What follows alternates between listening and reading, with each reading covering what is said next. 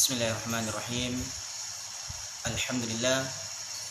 Alhamdulillahilladzi alhamdulillah nahmaduhu wa nasta'inuhu wa nastaghfiruhu wa na'udzu billahi min shururi anfusina wa sayyiati a'malina. May yahdihillahu fala mudilla lahu wa may yudlil fala hadiya lahu. Asyhadu an la ilaha illallah wa asyhadu anna Muhammadan 'abduhu wa rasuluh. Allahumma shalli ala sayyidina Muhammad wa ala ali sayyidina Muhammad. Amma ba'du. Faya ayyuhal ikhwan muslimin, hittaqullah haqqa tuqatih wa la tamutunna illa wa antum muslimun. Qala Allah Ta'ala, a'udzu billahi minasyaitonir rajim. Bismillahirrahmanirrahim. Al-yawma akmaltu lakum dinakum wa atmamtu 'alaikum ni'mati wa raditu lakumul Islam madinah. Alhamdulillah, puji syukur kita panjatkan kehadirat Allah Subhanahu wa taala atas segala hidayah dan berjuta kenikmatan yang tak terhingga yang Dia telah anugerahkan kepada kita semua. Selawat dan salam semoga senantiasa dicurahkan kepada junjungan kita yakni Nabi Muhammad sallallahu alaihi wasallam beserta keluarga, sahabatnya dan orang-orang yang mengikutinya hingga hari kemudian. Selanjutnya, di bulan mulia ini, marilah kita sama-sama meningkatkan ketakwaan kita kepada Allah Subhanahu wa taala, yakni dalam arti kata menjalankan segala apa yang telah diperintahkannya serta menjauhi segala apa yang dilarangnya. Karena kita harus ingat bahawa dalam dunia ini satu-satunya bekal yang terbaik adalah takwa. Hal ini Allah Subhanahu wa taala telah mengkabarkan dalam Al-Qur'anul Karim dalam surah Al-Baqarah ayat 109. Kata Allah Subhanahu wa taala, a'udzu billahi minasyaitonir rajim. Bismillahirrahmanirrahim. Wa tazawwadu fa inna khairaz zadi taqwa wattaqun ya ulil albab. Yang artinya, berbekallah, sesungguhnya sebaik-baik bekal adalah takwa, dan bertakwalah kepadaku wahai orang-orang yang berakal.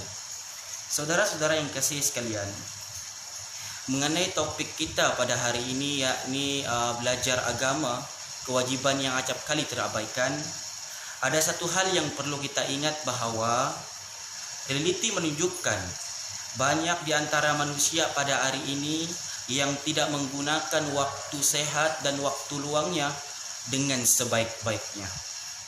Ia tidak digunakan untuk belajar tentang sakofah Islam, mengaji Al-Quran, belajar Al-Quran dan belajar tentang Islam.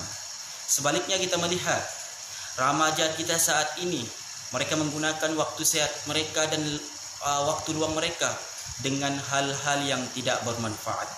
Contohnya, mereka menghabiskan masa mereka untuk main game. Mereka menghabiskan masa mereka menonton video K-pop, Korea dan sebagainya. Meskipun hal ini hukumnya mubah dilakukan sahaja, namun jika hal ini dilakukan sehingga solat diabaikan, belajar agama diabaikan, maka status hukumnya jatuh kepada haram. Beginilah pembahasannya dalam kaidah-kaidah usul fikih.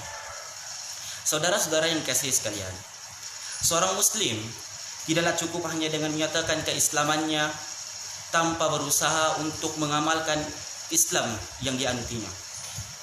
Pertanyaannya harus dibuktikan dengan melaksanakan konsekuensi Islam. Karena itulah menuntut ilmu merupakan jalan menuju kebahagiaan yang abadi dan satu kewajiban. Kata Rasulullah sallallahu alaihi wasallam dalam sabdanya, talabul ilmi faridatun ala kulli muslimin. Kata Nabi, menuntut ilmu itu adalah wajib bagi setiap muslim. Hadis riwayat Ibnu Majah. Di dalam hadis ini Imam Al-Qurtubi menyatakan bahawa hukum menuntut ilmu itu terbagi kepada dua. Yang pertama, hukumnya fardu ain, seperti menuntut ilmu tentang salat, zakat, puasa, menegakkan negara Islam dan lain-lain. Inilah yang dimaksudkan dalam riwayat yang menyatakan bahawa menuntut ilmu adalah satu kefarduan, yakni kewajiban. Dan yang kedua, hukumnya fardu kifayah, seperti menuntut ilmu tentang pembahagian berbagai hak, tentang pelaksanaan hukum had qisas, cambuk, potong tangan dan sebagainya. Saudara-saudara yang kasih sekalian, satu hal yang perlu kita ingat bahawa baik laki-laki maupun wanita diwajibkan untuk menuntut ilmu. yaitu ilmu yang bersumber dari Al-Quran dan As-Sunnah. Yang dia pelajari, yang mana ilmu yang dia pelajari Al-Quran dan As-Sunnah ini akan membawa kepada dia untuk melakukan amal-amal soleh. Dan hal itu akan mengantarkannya untuk ke surganya Allah Subhanahu wa taala. Karena kata Nabi sallallahu alaihi wasallam, barang siapa yang meniti suatu jalan untuk mencari ilmu, maka Allah memudahkan untuknya jalan menuju surga. Hadis riwayat Muslim. Kewajiban menuntut ilmu ini mencakup setiap individu muslim, baik muslimah maupun yang laki-laki. Baik dia sebagai orang tua, anak, karyawan, dokter, profesor dan pemerintah ataupun pemimpin yang berkaitan, yang mereka itu wajib mengetahui ilmu yang berkaitan dengan muamalah mereka dengan Rabb-nya. Baik tentang tauhid, rukun Islam, rukun iman, akhlak, adab, dan muamalah dan ukubat dalam Islam dan sebagainya. Saudara-saudara yang kasih sekalian, perkara pokok ataupun perkara asas yang harus kita ketahui adalah antara banyak-banyak ilmu dalam dunia ini, ilmu yang paling mahal adalah memahami Al-Quran dan As-Sunnah. Sebagaimanapun pencapaian kita tanpa kedua ilmu ini, yakni Al-Quran dan As-Sunnah, segala ilmu tidak ada nilainya di sisi Allah Subhanahu wa taala. Bukanlah bermaksud ilmu tentang teknikal, ilmu sastra itu tidak utama.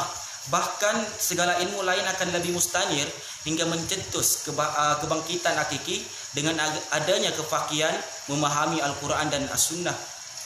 Saudara-saudara yang dikasihi sekalian, terakhir sekali, sempana di bulan mulia ini, marilah kita sama-sama mengubah sikap kita, pola pikir kita, yang mana kita ubah menjadi pola pikir yang Islam. Yang dulunya kita bermalas-malasan untuk melakukan sholat, belajar agama, malas sering belajar agama, perintah Allah diabaikan.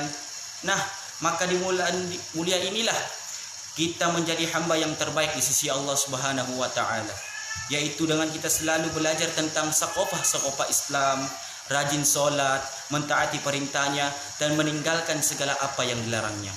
Karena kita harus ingat, dalam dunia ini, karena sebaik-baik manusia ialah mereka yang mentaati perintah Allah Subhanahu wa taala. Sekian, wallahu a'lam bishawab.